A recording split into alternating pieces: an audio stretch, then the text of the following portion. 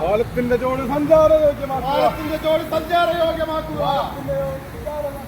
അധികാരികൾ കണ്ണു തുറക്കുക.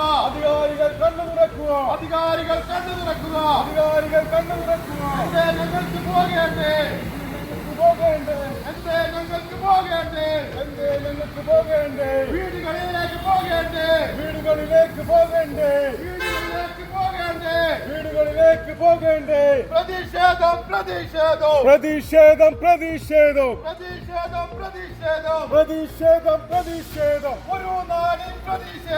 ഒരു നാടിൻ പ്രതിഷേധം.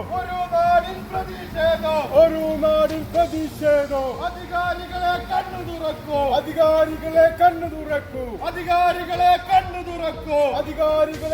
തുറക്കൂ. എന്തേ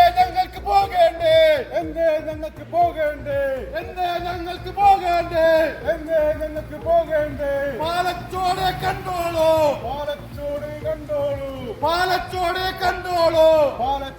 കണ്ടോളൂ. പുഴയല്ലിത് റോഡാണ്.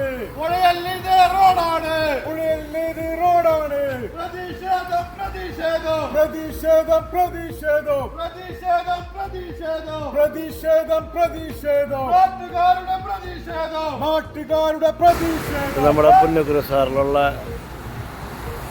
ആ പാലം വരെ കിടക്കുന്ന സ്ഥലമുണ്ട്. ഇവിടെ കംപ്ലീറ്റ് ചെളി കുത്തിയിട്ട് ഒരു നിവൃത്തിയില്ല. അവിടെ ഒരുപാട് വീടുകൾ ഒരുപാട് ആളുകൾ താമസിക്കുന്ന ഒരു ഏരിയയാണ് ആ ഭാഗം മൊത്തം.